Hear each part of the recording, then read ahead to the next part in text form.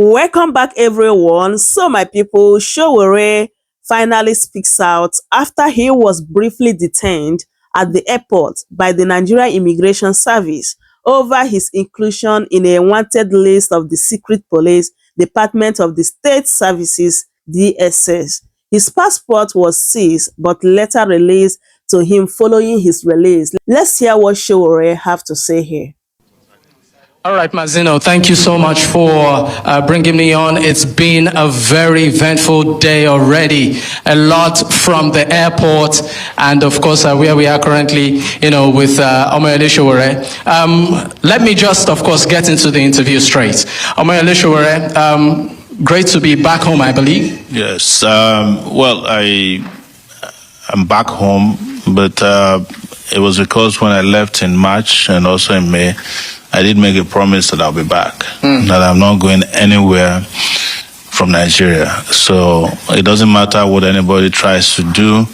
And that is why when I was informed and I got a copy of their memo to the airport that I was declared wanted, it just made me feel very proud that I was once again upgraded by Nigerian government.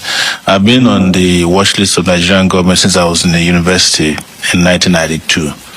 But I found out officially that I've been upgraded to the highest possible level. So, what do you mean by upgraded? Well, so they have different grades. There are people who they watch, just generally, if you are leaving the country, they just try to figure out where you're going. But the level that I'm on is a level in which whenever I arrive, I'm supposed to be accompanied, arrested, and detained, and taken to the office of the DG of DSS. That's the level that I am. I think it's the highest level. It's like the GCON or the GCFR of the National Award for Troublemakers. So what happened this morning? Because we saw all of the drama that unfolded at the airport. We saw security forces trying to sort of whisk you away, and at some point it looked like they let you go. Yes, when I arrived, they seized my passport. The immigration guy seized my passport when I presented my passport for processing. And then after standing around for a while, I asked them, what's the problem? They said there is some notation on my passport that that needs clarification from Abuja. And I said, who is that? Who put of course I knew. And they said they're going to start making all kinds of calls. And then they asked me to sit down at the place. I sat down beside them. After a while, I went back to them and asked, what's going on? And it's been like 30 minutes at this point. And they said they're still waiting for Abuja to clarify. Then they took me to their office where I was briefly detained. And then I tweeted before going into that office, and some 10 minutes later they came and said, oh, it's just been resolved. You can go. So I went to try and get my bag. Of course, one of my bag was missing. I hope it's not the DSS that stole it. But You said one of your bag was missing? Yes. Is it still missing, or have you? Missing, but I've incidented with the airline to look for it, because the tracking on my phone from the airline shows that the bag arrived. So, but like I said, I don't want to. I hope they didn't try to do something stupid with my bag, because they might go and plant some things inside of my bag and claim I brought drugs into the country. I don't do drugs. All right. Now, let's talk about the reason why you are on the watch list. A lot of people have asked, what does this reflect of democracy? Well, it's a reminder to those of us who fought for democracy that what we fought for has not come to happen in reality. And we just have to keep fighting until we get what is desirous. And I don't know, even if the democracy as we know it now, globally, is even desirous anymore, because it's been hijacked everywhere, including from the source. They no longer even do credible elections in the US anymore. It's just crazy. But what is known to us as our own way of interacting and accepting governance is democracy in this country. And that's the basis of our engagement and interaction with governance. So that's what we continue to fight for. Well, I'm not surprised, but even though I feel sad that in 2024, people are still being hounded.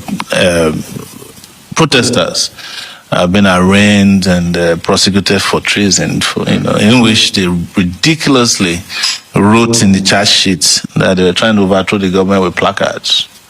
And these guys are still in detention. Even when they're granted bail, the judges granted bails, given conditions that they know the protesters cannot meet. And so over 2,000 protesters were aware, and some protesters were detained call madam, I read news for 60 days without trial by judges, federal judges. So these are part of the reason we must take our country back. And it's the reason I can never, and I'm saying it, I'm not bragging, I'm not running away from anybody. It is either we get it right, or we all perish. When I mean perish, if we don't do anything about the situation of our country, we are all going to perish. These people are going to just finish everybody. I mean, let's talk about the circumstances which you were picked up. Are you harassed? No, I wasn't harassed. It's difficult to harass me. I'm immune to harassment. So I'm very calm in the face of provocation. But in fairness to them, there was nothing like that. I'm talking about the immigration people. But you remember that the immigration DG, or this CG of immigration, had said this during the August uprising, that they have some people on watch list. So I think this is our list. But she was disgraced today. All right. Now, this freedom that you have now, I mean, is it temporary? I don't care. Whatever happens, it's my attitude to life is que sera, sera. Whatever will be, will be. But the most important thing is that we get the appropriate freedom, qualitative freedom for our people. When I was about to start my journey, I sent some messages saying that was after it was revealed to me that my name was on the watch list. That we have a country to save, and we cannot be deterred by all these distractions. These are distractions by those in government. And they know it. They are running out of time. And that's why they are very desperate. Interestingly and coincidentally, the president is supposed to return today. So, but you know which one is more eventful? The real president came and the whole country knew. When he comes in now, nobody will know. But that's on the lighter side. We must get our people to move very quickly to save this country, to save themselves from the destructive attributes of these people in political power. Because a lot of people cannot believe that a Bola Tinubu, who was accused in 1994, falsely by the military of trying to bomb a Jigbo depot, is also doing the same thing to protesters. He was accused by Abacha. That's the reason he left the country. But contrary to their own decision to leave, I am not leaving. But I will continue to maintain my right to travel freely whenever, whether you put me on watch lists or down lists or clean lists, whichever list you want to put me on, it doesn't matter. The most important thing is that we must save this country and we must liberate ourselves. We have people to liberate, and that's our focus right now. All right. Now, talking about liberation, I know you've been very vocal as to the protesters being detained, the End Bad Governance protesters being detained at the moment, the likes of Michael Lenin and the rest. I'd like you to speak on that. Well, part of what I'll do now that I'm here is to work to ensure that they're released from Kano to Kaduna, Michael Lenin, and whomever. We found out that a professor at Bayes University was also abducted by the DSS and he's been in detention all this while. So we're going to put a lot of pressure to get everybody free so that we can prepare very quickly for Fearless in October. Yes, so we will need all the protesters to be back on the street as soon as possible. Yeah, so that's a must. But if you don't get them out, well, they might end up joining them there. Pretty soon. Let's talk about Fearless in October. Yes. What's going down? When it happens, you find out. You remember? Yes. You remember when we were planning the August thing, the End Bad Governance in August? Most of you, even in the media, did not know it would happen. it happened, and it happened in a way that surprised everybody. So let's just wait and see what happens in October. And I want to use this opportunity to say it very clearly. If you are feeling the burden and the yoke of bad governance, you don't have to wait till October 1. If you are organized enough, strong enough, it's not anybody's father's property. It's not a copyright to Sowore or Take It Back movement. Everybody that is suffering, you can revolt at any time you want, any day, night, afternoon. So you don't have to wait for us. But we organize, and our own organizations collectively are looking at October 1 as a starting point. All right. Thank you so much, Omoyele Sowore. And I wanted to remind you, the last time you interviewed me, you said, "Oh, Sowore, you're talking from outside the country." Now we are seeing physically. All right. There you have it, Mazino. Of course, an exclusive there, News Central with Omoyele Sowore, just touching down in Nigeria, as of course it's breaking.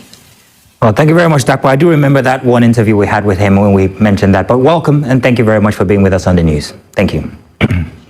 So, my people, that is it. I hope you guys heard what Sowore said here. According to what he said, like DSA did not arrest Sowore in the first place. It was by the Nigeria Immigration Service that, detained him briefly. So, as you can see, I don't know what, they're going to achieve with all this news flying up and down that the DSS arrested him.